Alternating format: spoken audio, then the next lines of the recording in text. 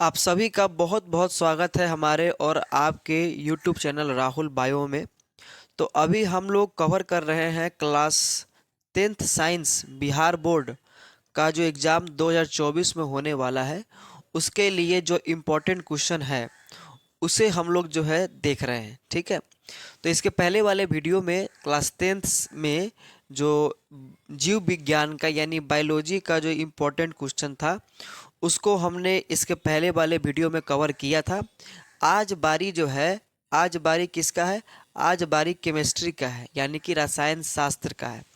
तो केमिस्ट्री के अंदर जितने सारे इंपॉर्टेंट क्वेश्चन हैं जिसकी आने की संभावना काफ़ी अधिक है और जो बहुत ही इंपॉर्टेंट क्वेश्चन होंगे यहाँ पे हम लोग डिस्कस करेंगे। ठीक है, चलिए। क्वेश्चन नंबरिंग नहीं दिया गया है लेकिन हिंदी इंग्लिश दोनों में है। इम्पोर्टेंट क्वेश्चन है, पूछा गया क्वेश्चन है और ऐसा ही क्वेश्चन आगे भी आने की संभावना है। तो बिल्कुल गौर से देखेंगे और प्रत्येक क्वेश्चन को समझते हुए आगे बढ़ेंगे। ठीक है, हम लोग का पहला क्वेश्चन है कि नाभिक ऊर्जा का स्रोत निम्न में से कौन सा है? तो यानी कि न्यूक्लियर एनर्जी का यहाँ पे सोर्स पूछा गया है, यानी कि जिसका उपयोग जो है ऊर्जा उत्पादन के लिए किया जाता है तो वो है हम लोग का कौन? यूरेनियम।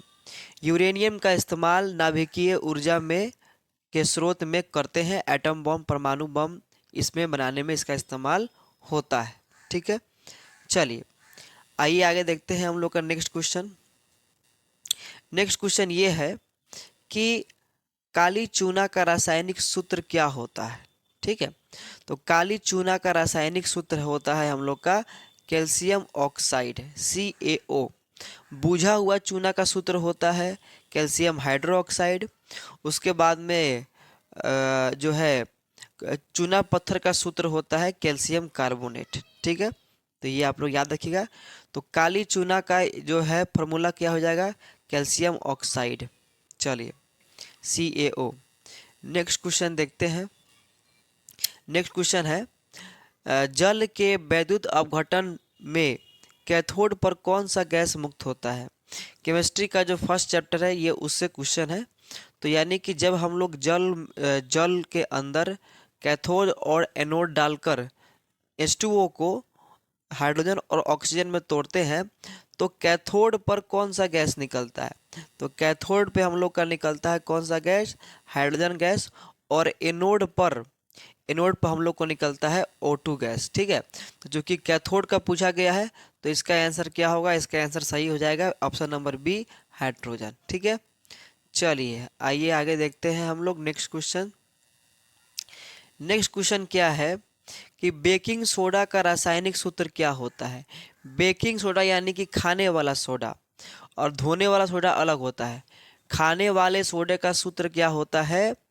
NaHCO3, यानी कि जिसको हम लोग सोडियम बाइकार्बोनेट या सोडियम हाइड्रोजन कार्बोनेट के नाम से भी जानते हैं। ये सोडियम कार्बोनेट 10H2O ये धोने वाले सोडा का सूत्र है, खाने वाले का ये नहीं है। ये कैल्शियम कार्बोनेट है, यानी कि चूना पत्थर का ये सूत्र है।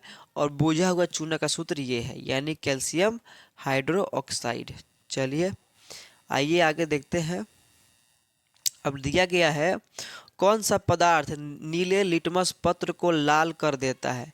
नीले लिटमस को लाल में परिवर्तित कौन करता है? तो नीले लिटमस को लाल में परिवर्तित करता है अम्ल। और वही अगर उल्टा होता कि लाल लिटमस को नीले में कौन परिवर्तित कर देता है तो उसका होता क्षार। ठीक है, तो इसका आंसर सही हो जाएगा ऑप्शन नंबर ए। चलिए आइए आगे देखते हैं। यहाँ पे दिया गया है milk of magnesia. Milk of magnesia यानी कि मैग्नीशियम हाइड्रो ऑक्साइड का बात पूछा गया है। तो मिल्क ऑफ मैग्नीशिया या मैग्नीशियम हाइड्रो ऑक्साइड जिसका इस्तेमाल हम लोग एंटा एसिड के रूप में भी करते हैं, इसका पीएच मान क्या होता है? तो सबसे पहले तो ये जानिए कि ये क्षारीय होता है और क्षारीय में इसका पीएच मान कितना होगा? 10.5। ठीक है, चलिए आइए आगे देखते हैं हम लोग। नेक्स्ट क्वेश्चन क्या है? नेक्स्ट क्वेश्चन है कि निम्न में कौन सा अधात्विक चमकीला होता है? ठीक है, यानी निम्न में से कौन सा धातु है जो चमकीला होता है? धातु तो चमकीला होता ही, लेकिन यहाँ पे अधातु पूछा गया है।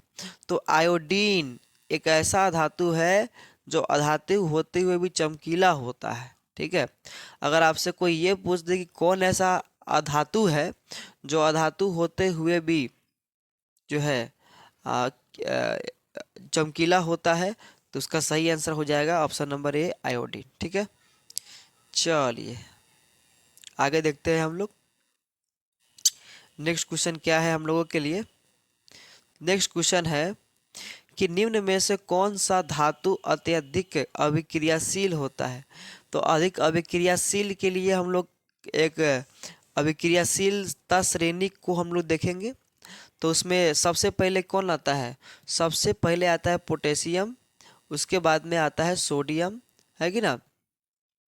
तो यहाँ पे पोटेशियम तो है नहीं, यहाँ पे क्या दिया गया है? सोडियम। तो इसका सही आंसर हो जाएगा हम लोग का सोडियम, यानी कि Na।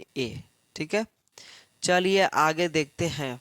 यहाँ पे नेक्स्ट क्वेश्चन क्या है? ऑक्सीजन परमाणु के बाह्यतम कक्ष में इलेक्ट्रॉनों की संख्या कितनी होती है? अब ऑक्सीजन का परमाणु संख्या कितना होता है? 8 होता है। विन्यास निकालने पर पहला कक्षा में 2, दूसरा कक्षा में 6, तो बाह्यतम कक्षा में कितना हो जाएगा? 6 इसका सही आंसर हो जाएगा। ठीक है, चलिए आइए आगे देखते हैं। अब ये काफ़ी इंटरेस्टिंग क्वेश्चन है, कार्बन एवं उसके यौगिक वाले चैप्टर से ये क्वेश्चन है कि ब्यूटेनॉन एक कार्बनिक यौगिक है जिसका प्रक्रियात्मक समूह होता है। ब्यूटेनॉन, आप यहाँ पे ध्यान से इंग्लिश में आप ध्यान से देखिए, जब भी ऐसा क्वेश्चन आए तो इंग्लिश में देखिए, आपको समझ में चला आएगा। ब्यूटेनॉन ONE, यानी ब्यूटेनॉन में कौन सा क्रियात्मक समूह लगा हुआ है? तो यहाँ पे ONE देख रहे हैं, और ONE कहाँ पर है? इसमें नहीं है, इसमें भी नहीं है, इसमें भी नहीं है, कीटोन में ONE आपको देखने को मिल रहा है। तो ये इसमें कौन सा क्रियात्मक समूह है? हम लोग का कीटोन है। ठीक है, इसका सही आंसर हो जाएगा ऑप्शन नंबर सी। ठीक है, चलिए आइए आगे देखते हैं हम लोग। नेक्स्ट क्वेश्चन क्या है?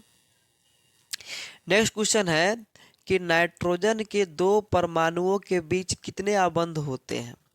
तो नाइट्रोजन के 2 परमाणुओं के बीच कुछ इस तरह से त्रिआबंध देखने को हम लोग को मिलता है। ठीक है, क्योंकि नाइट्रोजन का परमाणु संख्या कितना होता है? 7।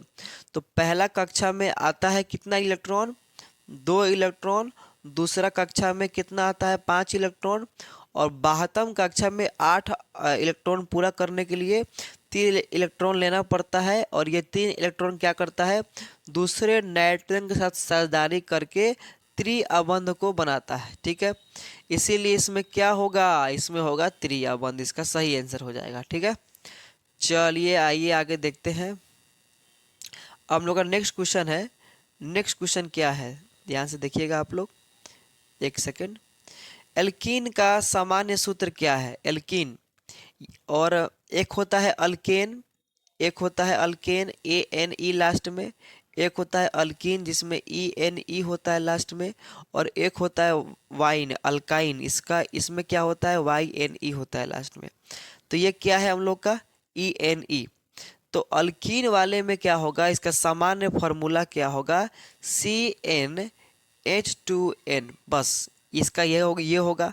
अगर अल्कीन पूछ दे तो +2 कर देना है लास्ट में यहाँ पर, उसके बाद में अल्काइन पूछ दे तो -2 कर देना है। तो इसका सही आंसर क्या हो जाएगा? इसका सही आंसर हो जाएगा CnH2n, इसका सही आंसर हो जाएगा। ठीक है, उसके बाद में CnH2n+2, ये किसका फॉर्मूला है? ये है अल्केन का। CnH2n -2, ये किसका फॉर्मूला है? ये अल्कीन का। ठीक है, अल्काइन का। इसीलिए इसका सही आंसर क्या हो जाएगा? चूंकि अल्कीन पूछा है तो ऑप्शन नंबर बी हो जाएगा। चलिए आइए आगे देखते हैं। अब नेक्स्ट क्वेश्चन है कि आधुनिक आवर्त सारणी में आवर्तों की संख्या कितना है? तो आधुनिक मॉडर्न जो पीरियोडिक टेबल है उसमें पीरियड की संख्या यानी कि आवर्तों की संख्या पूछा गया है, तो वो कितने होते हैं? 7। ठीक है, समूह पूछ दिया तो वो कितना होगा? 18। तो चूंकि ये आवर्त पूछा है तो इसका सही आंसर होगा 7, यहाँ पे ऑप्शन नंबर ए में दिया गया है। ठीक है, चलिए आइए आगे देखते हैं हम लोग। नेक्स्ट क्वेश्चन क्या है? नेक्स्ट क्वेश्चन क्या है? देखिए ध्यान से। नेक्स्ट क्वेश्चन ये दिया गया है कि समूह में ऊपर से नीचे जाने पर परमाणु आकार में क्या परिवर्तन आता है। ठीक है, तो आइए इस चीज को हम लोग समझते हैं। यहाँ पर मान के चलिए ये एक आवर्त सारणी है, एक पीरियोडिक टेबल है, और इसमें इस तरह से ऐसे कुछ बनाया हुआ रहता है, आपको पता है, और ऐसे भी बनाया हुआ रहता है। तो ये ऐसे जो लाइन गया है, इसको हम लोग क्या बोलते हैं, इसको हम लोग बोलते हैं आवर्त। और ऐसे जो लाइन आया उसको क्या बोलते हैं हम लोग, उसको बोलते हैं समूह। तो किसी समूह में ऊपर से नीचे आने पर क्या होता है, परमाणु का साइज बढ़ता है। ठीक है, तो ऊपर से नीचे आने पर बढ़ेगा, वही बाएं से अगर दाहिने अगर जाएगा तो धीरे धीरे क्या होगा, धीरे धीरे परमाणु का साइज घटेगा। तो चूंकि ऊपर से नीचे वाला क्वेश्चन है तो इसका आंसर क्या होगा, परमाणु साइज बढ़ता है, ऑप्शन नंबर ए। ठीक है, चलिए आइए देखते हैं।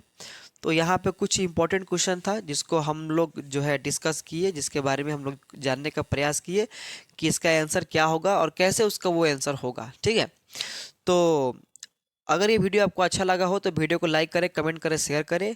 साथ ही साथ अगर कोई डाउट है तो उसके लिए भी कमेंट करें। ठीक है, और बने रहिए और तैयारी करते रहिए ताकि आपका 2024 में जो एग्ज़ाम है वो काफ़ी अच्छा से हो पाए और आप बढ़िया से बढ़िया जो है स्कोर कर पाए। ठीक है, तो एक मिलते हैं नए वीडियो में एक नए टॉपिक के साथ। तब तक के लिए जय हिंद, जय भारत।